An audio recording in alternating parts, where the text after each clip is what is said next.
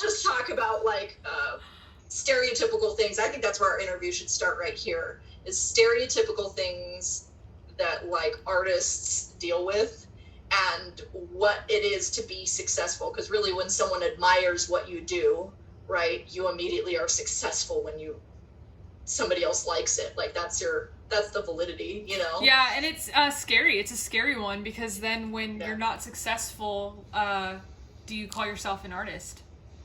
Yeah, that's an interesting one. I think it's was the question, when do you not call yourself an artist, or when do you call yourself because an artist? You know how like the validity of an artist these days is how successful you are? That's actually on the list too somewhere, is what if you're not successful as far as like, we perceive success in a certain way, you know, in society. We're like, oh, success means that you made it big, you're well known in Hollywood, or you're well known on the internet, blah blah, you have this amount of followers, you have that blue check next to your name, whatever the hell it is. If that is success to you, if you don't have that, do you think you're not an artist then in that case, because you don't have that success? It's so funny. My answer to that would just be like, oh, I'm just part-time. Like, if I was thinking about it's like, just a hobby. Oh, I'm just part-time because I'm not famous, right? I'm like, sometimes I play my piano when I'm bored, and also I get money for it because I teach it to kids. Like, I would be super... one thing actually that I want to kind of play on eventually in my career is how complete BS like my credentials are, as far as like, are you a good musician? Like anything that would get you any kind of like success, valor, any of that, like my background's not super complete, but I'm gonna have a product that people want. I think what makes you an artist is if you have a product that people want. And if you have a product that you want, then you're an artist. The same way like I didn't call myself a pianist until probably this year, actually. Okay. So I would say I'm a music teacher. Then I would say I'm a piano teacher. So my confidence was climbing, like you could just tell by the way I talked about it. Now I'm just like, I'm a pianist because I do too many things. Like I do recitals, I do my students, but then I accompany people. Yes, I'm in a band, but that's part-time. Like, you know, so like, what are you really? And I'm like, I perform, I teach, I do everything. I do the little YouTube thing. Yeah, you're a pianist, you know? I think for me personally, I think my definition would be something even like more, I guess more rooted than that. So you say that it's like a product, right? I think for me, it's basically being able to create something out of nothing. So like whether it is, even if it's like a copied piece of music, I think if you're like if you're able to regenerate it, I think that's art, because it's literally an arrangement. Yes. Yeah. And then totally. Same with like dancing too. If like say someone's giving you their own choreography, like you're still in like how you take it and your body doing it, it's still an interpretation because you are not that person, and you're literally creating it out of nothing because you had nothing before. And then even if, like even more to the core of that, like drawing, for example, if you're not copying something, it's still art to a sense where like you literally just created something out of nothing. Like it was either in connection with your mind or something else, and it like ended up on paper, you know? And something else you said that was interesting too, I remember you saying this before, is that like artists learn art by copying first usually. Like I remember the first art I ever did was actually like tracing. You know, I used to trace pictures with my sister, like out of coloring books and stuff like that. And then it's like copying online. And the same, especially vocal students. It's like, I need to get a sound before I find your sound. Exactly. You know, it's just you have to do one first, and then your creativity just spirals off of that. It's like ballet. Like ballet is actually a foundation for every dancer out there. Well, mostly every dancer, like every trained dancer. They all take ballet, and then like later on as they grow older, every style kind of generates from ballet. Like all the lines and everything and all the forms and stuff. And then same with art, drawing, where I don't know if you remember your art classes, we're all taught to draw from life. And that's still like the biggest go-to thing nowadays. Like they'll teach you how to like break down objects. like, because obviously, like, in order to be able to translate something onto paper, the easiest way is to break it down into basic shapes, right? Because we all know that that's foundation for absolutely everything, is the basics. And then where style generates from is when you start to, like, a lot of people say, if you want to generate your own style, draw from life, because if you're drawing from other people's drawings, you're basically mimicking a style, you know? And then also you kind of start to, like, as you do that, you start to actually formulate your own way of getting from point A to point B. Like, sometimes some people will go through a very specific, like, process, but then you might discover that you might find some shortcuts to, like, draw certain things. Like, for me, I don't always have to draw the circle and, like, some weird lines to get a face. Sometimes I go straight in, and not everybody can do that. Some people have to do the foundational, like, sketches and stuff. Yeah. So you, like, find it, it's just a matter of just doing it and, like, figuring out, like, how you come That's so interesting. So for music, I'm just, like, listening to the process, and that's so cool, because I'm like, oh, no kidding, you'd have to have a foundation, blah, blah, blah. Like, how what transpires to piano is just so interesting. What was I going to say? Something about foundations. It was a very good analogy. Like, it was a very good segue here. Fundamentals of your learning and this and that. Something about, oh yes. So it's so interesting because one of the reasons I'm doing these little motivational videos is I'm, like, super insecure about playing piano for so long, and I don't know more than I do. Like, that's my self-criticism, right? And I've just been going through, like, random little videos. I'm trying to document it and this and that. But what's super interesting from moving from, like, an intermediate to advanced player, which is really where I am actually, is I'm actually, like, an upper intermediate player, classically trained, have a great fundamentals for, like, 15 years. And then I'm, like, really working on the mind aspect of how you get to these notes, why you get to these notes. And a couple things is, one, I'm finding that, like, I already have a beat in my head, and I'll do, like, an arpeggio up the piano. Actually, I have it right here. But I would do, like, an arpeggio up the piano, and then I'll be like, oh, I'm 3 beats early, and I can tell that I am, so I just arpeggiate it in a different way to take up time. And I already know how to do that, and I'm finding that, like, as we're learning to improv and just create off the top of our heads, that it, like, everyone has a different process, and I have certain key signatures. Well, when I play a note, like, physically I feel the C. If I know I'm in the key of B flat, it fills in a number 2. So I'm actually getting, like, number downloads when I press the keys, which is fascinating. That has not happened before. It just started happening when I started learning about, like, the 1, 2, 3, 4, 5, like importance of the chords and the progressions and everything, and doing them repetitively. Then the numbers started to just fill in when I was doing, because I'd be like, oh, 1, 4, 2, 5, whatever, you know. Yeah. And then as you're filling them in, you're just like, oh, now every time I'm on a 1, 4, 2, 5 in any key signature, the numbers are filling in, and it's so cool to see where it is. And, like, I didn't know. I mean, I can't teach that to a kid. That's their own brain filling in the information to organize it. Mm-hmm. Your natural organization and, like, production of that is so interesting, how you get to your conclusion. Yeah, that reminds me of dance, how I remember when I first started, I was taught a series of moves, and it was very important to mix up a lot of, like, freestyle type classes in with everything else, just to, like, practice getting those moves into your body. And I remember in the beginning, when I did freestyle, a lot of my go-to moves were those, like, those fundamental moves that I would learn. And then at some point they would start to, like, flow together in my freestyles. Like, one move just naturally led to another. And then when I started learning, and then when I started learning, like, contemporary or something, or like heels classes and stuff, and I started learning a little bit more exploration of my body versus off the pole. And then when I brought it to the pole, like, there was just, like, a flow, like, even more of a flow and even more of a fill-in in between each movement. And it's literally like body memory. Even with drawing, it's they call it in drawing, it's like a visual library. Yeah. Where, like, you just, like, it's like muscle memory, and your improv or whatever is based on comprised of that muscle memory and your visual library. And, like, I guess for dance it's like body, like, library or something. It's really cool. Dude, it's so interesting, like, how your body fills in. And one thing I was thinking of right now that's so interesting as we, like, get rolling on like, art and what it is and this and that.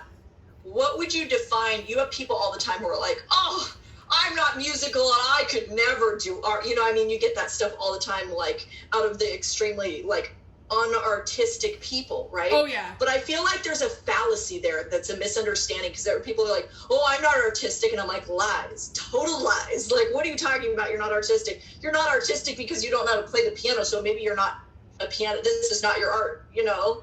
But I think it's so interesting because I think there's art in everything, and that's something else that is misunderstood that helps label artists in a certain way that can be derogatory or completely like pedestaled, like one or the other. I think it's definitely pedestaled. I think it means that you have to have like a specific talent, and the talent has to be derived from the specific areas of art. But it's funny because I was listening to, I don't know if you've read this book. It's called The Artist's Way by Julia Cameron. Have you ever heard of it? Ooh. I highly recommend it because I feel like what we're going to be talking about in this episode, I feel like this book is basically everything we're going to be talking about. But it has I love her own terminology, because there's this part where she talks about narcissists, but she calls it the crazy makers. She has like her own terminology, and it's fun. But she mentions a certain part of the book. She says that little things throughout your day is creative without you even recognizing it. Like literally cooking is creative. Literally peeling an apple can be creative. Like just anything where like you're using your hand and doing I have something. to read this book. I have to It's read it. so good. I prepped myself. I primed myself for this chat this morning because I have an Audible version. And I was listening to it, and I was like, oh my god, I forgot how like golden this book is, because everything I try to... So, Teal actually recommends this book, too, for every artist. Oh, cool. She highly recommends this book.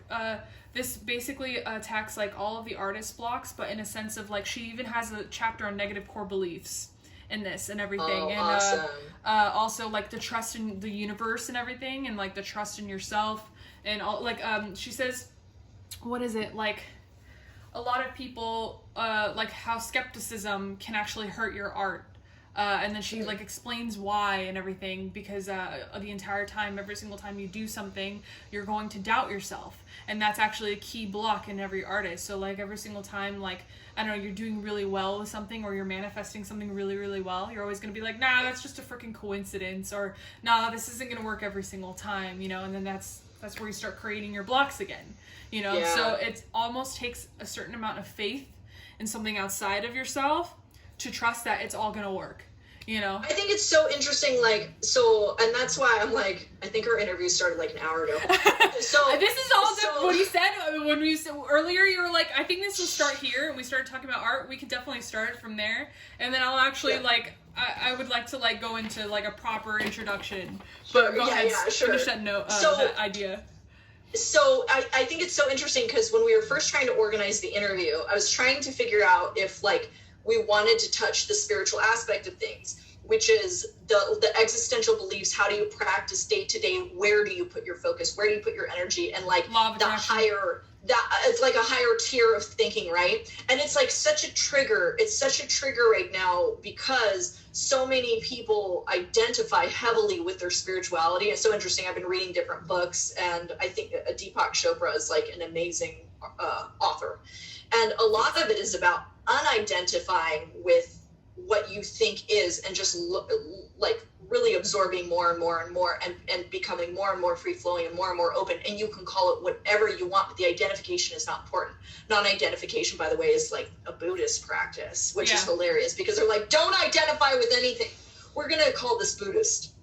Like, identify with Buddhism, but don't identify. I can see how that starts to get muddy in people's heads, and that starts to get foggy. It's super weird. It's so funny. I mean, they say the same thing for politics, is that everyone's an independent, we just don't know it. Same with like, everybody has their own interpretation. And I think what it comes down to is virtue. What is your virtue system? Good or bad, but really, are you, non-resistance versus resistance, whatever you want to call it, but it's really about living in a virtuous way. And then how you get there, it wraps up your whole life, So like trying to talk about art from how you learn it to how it fills up in cognitively, but even more so, it has to do with like your spiritual practice and your day-to-day, because if you have a block and you have this doubt that is showing up uncontrollably, that like literally a procrastination library, because that's a result, is procrastination. The more you procrastinate stagnance, then we get back to that, like, well, when am I an artist and when am I not? You know, like, and I think the thing is that everyone is always an artist.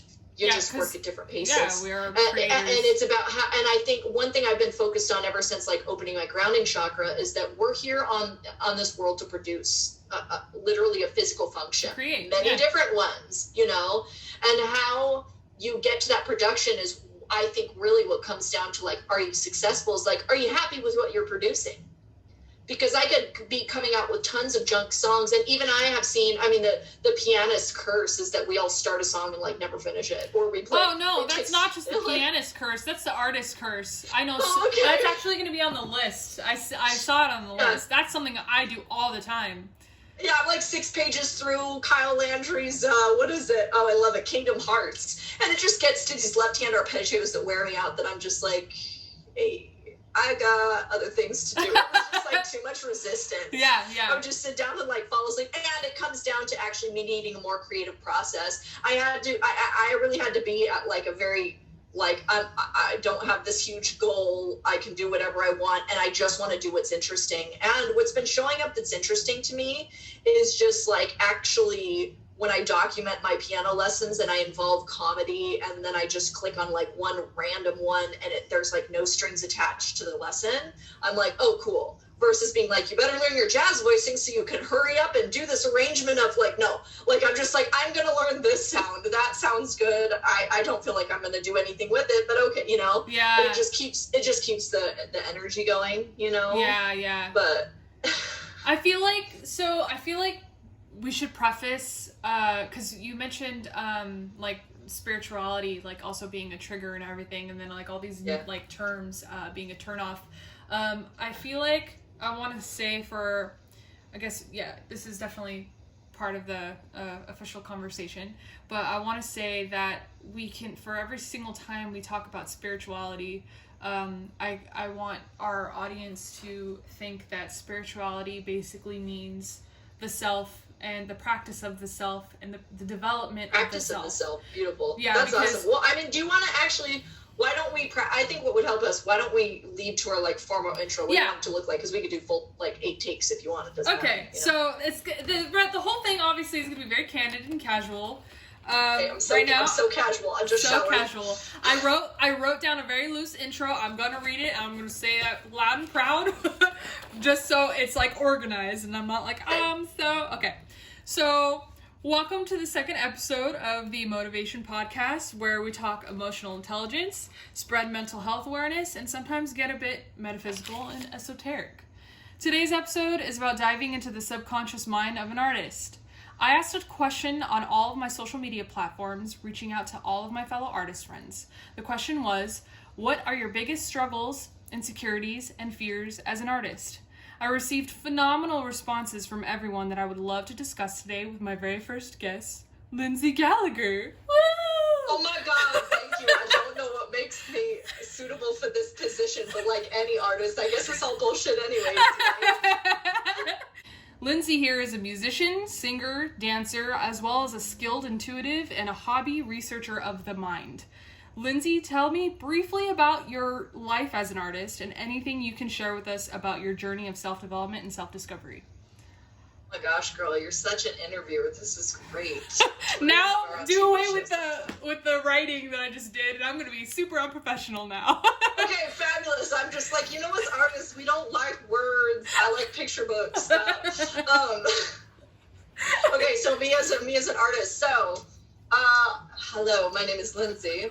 I am a pianist. I've been playing piano since I was 7, and how I've got here is very strange. I don't know what. It's so funny. My self-criticism is I'm like, I'm not a pianist yet. I just hit that point where I'm acknowledging I am just hitting it. But I played since I was 7. It was an idea I had. So I asked for piano lessons early. It was just like every birthday party you go to, someone had like Nana's old piano. And I always wanted to touch it. There was always a rule that you couldn't touch it. I think that's literally was the spring of my inspiration, was like the reverse psychology and being told no. I was like, what? Why? So I finally asked my parents, and like my dad was like, well, better her to be in piano than drugs. I guess we better get her some lessons, you know? So, like, funny. They were pretty supportive, I think, of it right away. And I had a good first teacher. Like, my very first teacher, her name was Miss Linda, and she had big buns and, like, hair buns. Also big buns, like regular ones, but, like, buns. And I was like, I'm going to have, like, buns like Miss Linda one day, and I wear my hair in, like, very unattractive buns. Hers were, like, perfectly pinned. Mine are, like, I got up 10 minutes ago, but she was a great foundation. And then from there, I would say, like, I had a consistent education, meaning I always had a piano teacher. I had probably, like, I had a couple trial lessons with some people I didn't get along with or jive so well, but I probably have, like, 5 piano teachers that I can, like, name off. And one, Miss Linda was, like, for a year or two or something really, really early. My next teacher was when I first moved to Las Vegas in 5th grade. And I had her for, like, 5 years. And then I had a guy for a couple months who built my entire college repertoire in 2 months. That guy was ridiculous. And one teacher in college who was amazing, and then one teacher in high school when I was in Oklahoma for a year who was not so good. And my story, my overall premise is that art is, one, taught completely intentionally in the wrong way most of the time. Meaning when someone is teaching art, I don't think they have a good connection with their themselves and their product. And I think they teach because it's how they kind of relive when they used to feel creative. That's a very consistent feeling I feel amongst our art teachers. And I mean children's arts teachers, and especially those foundational, like, first 18 years. Yeah. And I had in my opinion, I had a very poor education. What I did get out of piano, it's one of those things comes full circle. I would never take it back because of what I know now, because of how I've developed my own product, how I've developed as a teacher. My perspective wouldn't change it because I needed these things to develop my perspective. But it was basically like, it was very strict. It was very stringent. I wasn't allowed to play songs I wanted to play, like, or if I did, we'd get to them the last 5 minutes of class. Like, a lot of my learning that I wanted to do was because I wanted to do it. I spent 5 minutes on whatever she taught me, and then I went off on my own creativity and did my own thing. Because of the issue that I had getting along with people, and actually when you talk about self-development, I was meeting a lot of resistance, and I couldn't organize it very well, and I dropped out. So I didn't play piano for 8 years, and that's when I did the dog training thing. That's when you and I met. Like, I was just like, I was a kid who played piano. I took piano lessons at one time. Like, that was my MO. And then breaking out of a bad relationship, I recognized this was something I probably could do, and we'll just kind of see how it goes. Like, I was going to teach kids just to kind of, like, get some money on the side. Yeah. And then I recognized what they needed, and it was, like, completely out of this world, like, epiphany that this is where I need to be. And I need to be here specifically for teaching, because as much as creative as I am, it's more about the motivational factors that I'm aware that I possess. I'm like, if you want to play this song, we'll play that song. It's my job to teach your fingers what to do. It's my job to get you off the page. And that's what I really mean is it doesn't really matter what you learn to begin with. It's about getting off the page and getting into your creativity. And I feel like very well connected at that point, you know, to that. And now I feel like I make jokes in my videos, you know, my YouTube all the time about making up for lost time. I don't think I have a good product yet. I know I have an incredible skill set. Like, I'm aware of how much I know and just how much I haven't produced with it yet. Yeah. But I'm just like, oh yeah, like, I have an arrangement of fireflies that like, they didn't have one, so I wrote one. And I was just like, how did you even come up with this? Like, I'm aware it's brilliant, you know? Yeah. And I'm like, cool, I'm gonna be so cool once I figure out how to put that on music notes, you know? But right now it's just like, I feel like I just came into the awareness of who I am as an artist, like, super recent. And now it's just about getting out my product, but I haven't had much time. Okay. You know? It sounds like you had, with that one first piano teacher that you ever had for years, it sounds like you didn't resonate at some point with their teaching style, and that was all that you pretty much knew of how to learn piano. And it's, unfortunately, that is the case with a lot of old school musicians, musical teachers, and artist teachers too, like drawing artist teachers. They teach a very like super, I guess, kind of academic kind of style of art. You know, they teach it in the sense where the play aspect gets totally taken away, and I feel like you separated yourself from it because you had so much resistance at some point, and then now you as a teacher, you're kind of like reparenting yourself as an artist, because like, say for example, that teacher was your parental figure as far as art goes. They taught you everything everything that you know as far as music, as far as piano, and it didn't resonate with you up to a point where it didn't resonate with your inner child, right? And now as a teacher, you're trying to get in touch more with the play and the inner child so that you can actually approach it with least resistance, and you can approach it as a child playing it, because that's essentially what art is. It's like tapping into that child who just wants to play and get their hands dirty and create. I always say, piano players, your job is to play. That's what I tell them. I'm like, you have to be playful. Otherwise, like, and that's a perfect like example. Is like, all artists have to be playful. Otherwise, like, you don't get it. Even that's why I'm finding comedy is such a huge part of my production, is because comedy is the playful aspect. Comedy is what people like draws them in, is that certain sense of like playfulness, you know, finding that is like so nice and so sweet. And this is also so interesting because bringing in the spiritual aspect, it's so difficult to, and so important to address this fact of inner centering and inner playfulness and like healing, and like you are projecting an emotion, and that's why depth is so incredible regardless of what you're producing. You've seen art that's just like, oof, like that's super deep. Yeah. You know, Curbside, I love these shirts, by the way. I get them from Curbside. You can't really see the art on this one, but it's like super, it's like a little, yeah, it's really interesting. But they've got some art on there that's dark, dude, and it's cool. It just says so much. Yeah, you know? It taps into your I mean, even if it's like lesser emotions, it's still it's important to tap into those emotions. Yeah, you're creating. It's like as an artist, you are what I would consider to be manipulating and even controlling mass consciousness, and you do that by producing, and then everyone comes together at a focus point, right? What's so cool about music is that you really handle that live a lot of times, where there's so many people, or you know, and you can do it online too nowadays, but like you're controlling this consciousness, and you have to be aware of it in order to be an artist at all, because if you're not aware of it, your product is only going to like yield the awareness that you do. So it's interesting, but the more aware that you become and more in sync you become with your job and the effect it has on people and the product and the effect that it has on yourself, that joining, it's like you really can't be an artist without addressing the fact that the metaphysical exists and already being at that higher dimension or tier of thinking, you know. It's also it's also about putting intention forward into what you create, and a lot of people learn down the line. It's kind of like something as basic as like a person like writing out an outline, or an artist like organizing their what they want to create in like compositions and everything. Like they have a story in their mind that they want to tell, right? That's the intention.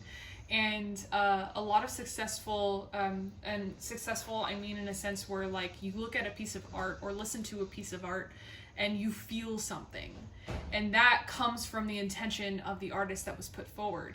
And another important thing that I actually read out of that book or heard out of that book this morning, it's called The Artist's Way, A Spiritual Path to Higher Creativity by Julia Cameron. She says that art has to be about mystery.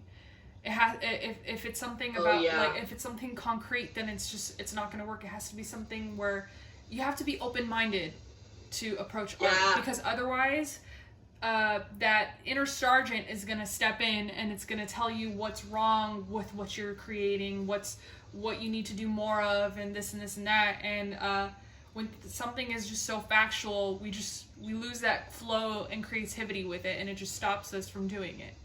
You know? This is so interesting because a lot of my meditation is about breaking things down, like doing the completion process, Teal, Swan. You break this emotion down into smaller pieces until you find like this core that's holding it at like into your belief system, right? if you go back out, like that's what my brain is doing, is going back out to like a general consciousness, right? Objective. That like blocks all artists. And I think this is where we should get into like a lot of the questions and stuff. Yeah. Is the thoughts that block all the artists. The biggest one, doubt. Like that just comes across right away, is that it can be doubt because it leads to failure. Actually, that's criticism. I just got a bunch of stuff about criticism out, and it's coming a full circle into failure, because criticism is like a threat of failure, and then failure is actually the consequence, right? So they're two separate kind of like indications. Doubt is a very big, like a very broad set of emotion that covers a lot of different things. It's doubt. It's not just doubt. It's doubt in yourself too. Yes, yeah, and that's the thing, is that all of the problems that we're going to kind of like read off right now are going to be, are really going to cause this doubt, and then it leads to that self-doubt, which leads actually later in life to you repeating the behavior. When I'm an old teacher wearing my piano buns, if I've gotten this doubt into me, I end up teaching it into my kid, and what it just comes out, you don't even have to be mean, it just comes out as a non-motivation. That's all it comes out. That as. is true. No, you can't learn that song. I think it's also, it comes from experience too, because I remember meeting so many, like I've had so many professors. I went to an art school, and I've had so many professors, and I always found it funny when I would go to one class and they would be religious about teaching me one thing, and then I would go to another class and then kind of like showing off what I learned from another teacher, and that one teacher would be like, no, I think you should do it this way. And then it's very interesting to, if you dive deep into these experiences of all these professors and everything, they teach off experience as to, for them, what worked, or what was what was a failure in their work life, or what was a success in their work life. So if any teachers worked in the industry, you know, they might have seen like a problem arise or something, or of how they came across, like how they executed a piece or something. And then they probably got negative feedback from that one production or whatever it was. And they probably carried that on until, you know, forever. So then when they teach, they're like, oh, you can't do this because of this. And it's like, is there really any it's interesting, and it's always so interesting, because even anything that they're also carrying from these experiences is because those experiences trigger like inner child issues. Yeah. And then they bring out the inner child issue in your work. So one thing that I think that would be very exceptionally interesting.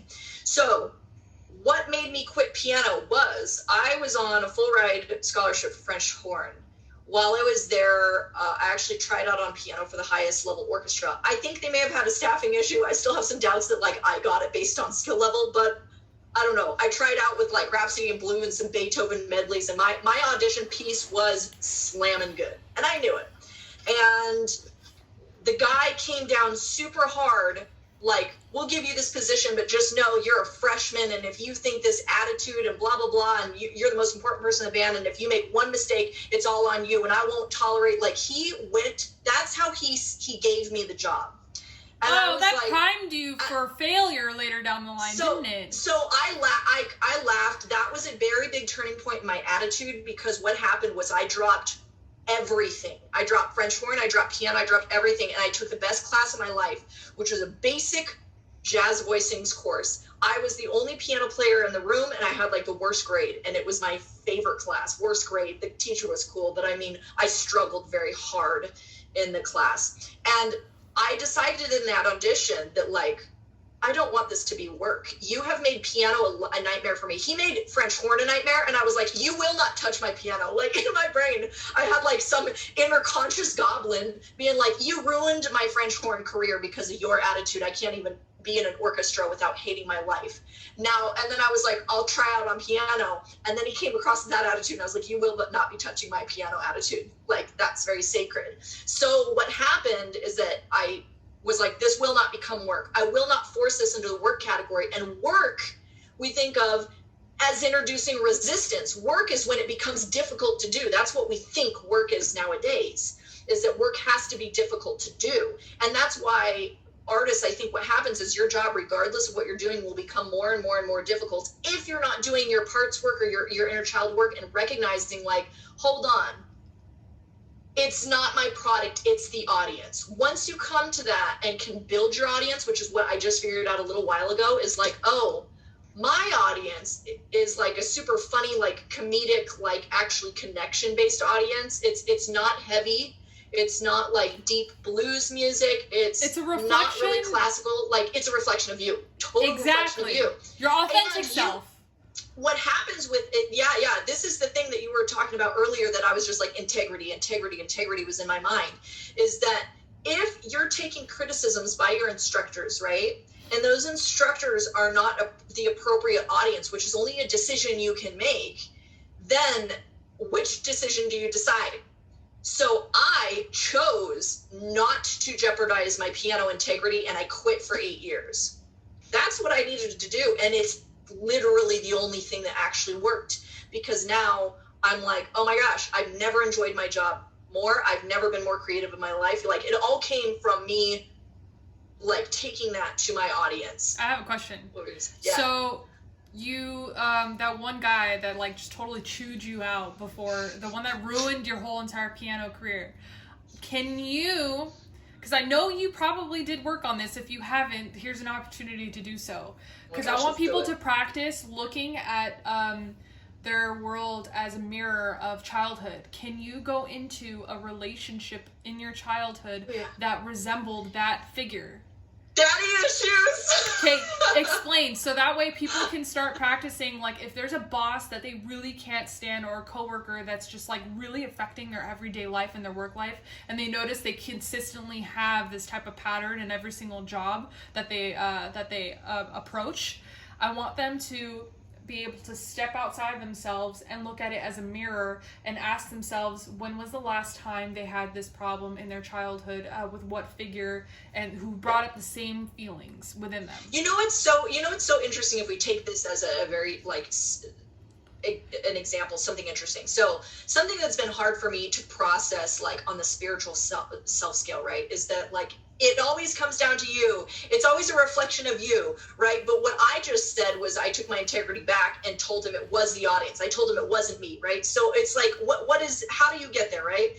My process here was like, one, if you look very broad, and we're going to narrow down, is that this person was a living interaction that I had with my father, and the way that we used to fight. We were both very confrontational. By the way, I have a great relationship with my dad now, but like, this was like late teens, right? I moved out of the house early and gave him the finger and was very rebellious. And like, when the type of authoritarian interactions I had was, I would have people who were exceptionally controlling over me, very controlling, and they would actually berate me and they would victimize me.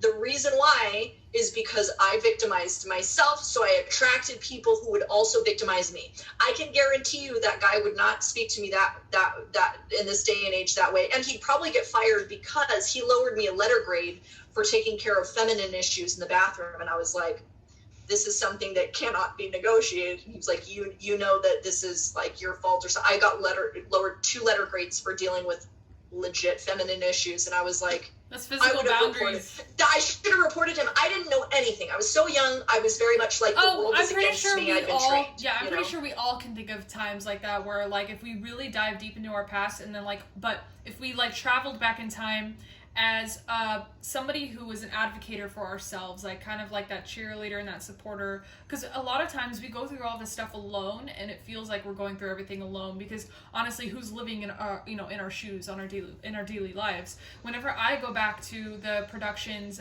as an advocate for myself, and I stand right by myself in those memories, and I oversee everything that's happening to me, I remember those days I was like, it's my fault. I'm not doing good enough. I should probably be, like, they're right. I should probably be doing more, blah, blah, blah. I start, like, overcoming myself with shame. And if you really look at everything objectively, it's no. There's a lot of boundaries that were crossed and that were violated. And you didn't know better at the time because you weren't aware of your boundaries. And the other thing, too, so the other thing that was huge for me is that one of the reasons why anyone tolerates or has such an issue putting up boundaries, right, and developing that sense of self is because of what it costs you. And you were trained from a very young age that if it costs you connection, you're in a dependent situation where this person feeds you. So if I abruptly disconnect that connection point, which we also are not conscious about, like, we don't know how to do that just yet with how young we were. If I disrupt that connection, I disrupt my survival and all sorts of things when it comes back down to it. And part of taking that integrity back is understanding the consequence. Now, the consequence for me was full ride scholarship, 2 instruments. I was the highest awarded French hornist, and I was awarded a piano scholarship that I also turned down because in order to get it, I would have to do such and such amount of work. And I was like, not enough money, you know? But that the consequence was, what am I going to do? Drop out and never get my degree? Yes, that would be the answer. And that's what it was for me, is that what are you going to do in these moments? My brother had a situation like in college. He's got 2 master's degrees. He was not willing to give up the consequence. So how do you not give up your sense of self? You say, hey, this is an issue. Well, how he drew boundaries, and this comes down to our system and using our system nowadays, is that if you have an issue, we've created a paper trail that is absolutely destroys people, because you're not allowed to victimize people. So you have to stand up for yourself in some way. And once you take that sense of empowerment back, it doesn't feel wrong or guilty or anxiety ridden to stand up for yourself. You also once you get past that doubt. doubt. You said something so golden. You said something so golden. Yeah. You said, oh, thanks. What was it? You said, what did it mean if I didn't go through with this? You said it would mean that I wouldn't get my degree and I wouldn't get a job. And if you actually think about it in that sense, if you just look at that statement, that fear, that struggle, that is not something that we all come up with. That, oh, are you there?